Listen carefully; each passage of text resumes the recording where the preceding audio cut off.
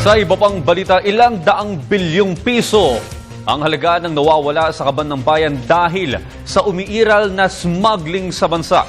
Ito ang inihayag ng isang pag-aaral na isinagawa kamakailan. Para sa detalye, balita mo kami George Bandola. Taong 1960 hanggang 2011, nawawalan na raw ng $410.5 billion ang ekonomiya ng Pilipinas mula sa crime and corruption.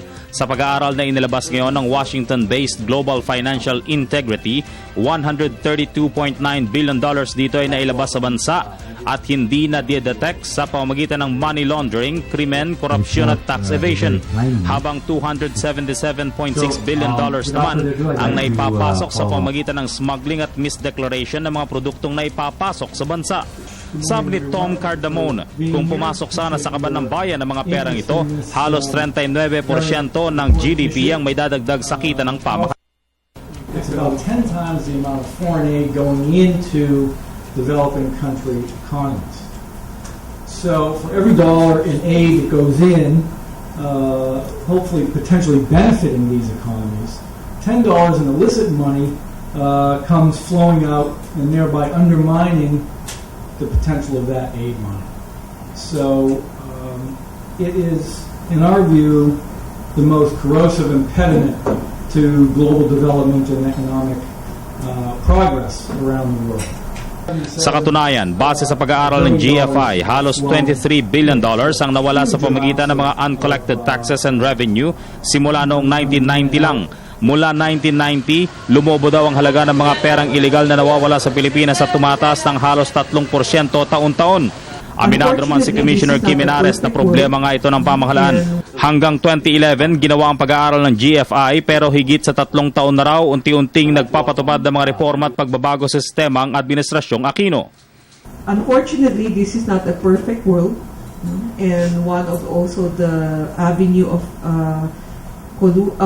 smuggling is that basically a lot of dummy corporations are accredited importers. So when they import, basically they dissolve into thin air. So you cannot follow the trail. In a perfect system, if they do that, Bureau of Internal Revenue should be able to follow the trail and catch up with it. On hold pa rin daw ang computerization project sa BOC dahil sa isyong legal pero nakita naman na mabilis sa pagbabago sa liderato nito.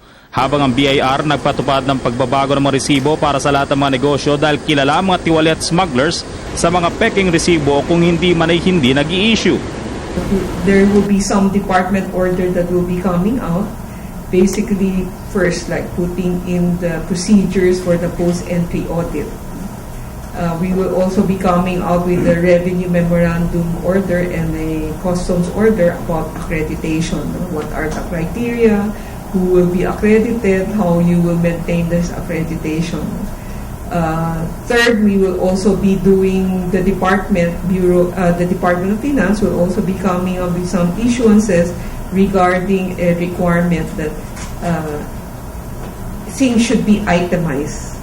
Hindi lang naman sa Pilipinas nangyayari mga ganitong katiwalian ng bansa. Kaya para sa sektor ng academe, dapat daw samantalahin ang makabagong teknolohiya para makatulong sa pamahalaan sa pagtukoy at pagsugpo ng mga tiwali sa gobyerno at sa pribadong sektor. When you talk of capital flight, the problem lodges with the poor developing countries. But when you talk of illicit flows, the problem becomes more two-way. Now it is both the seller and the buyer who worry. Para sa Telebisyon ng Bayan, George Bandola.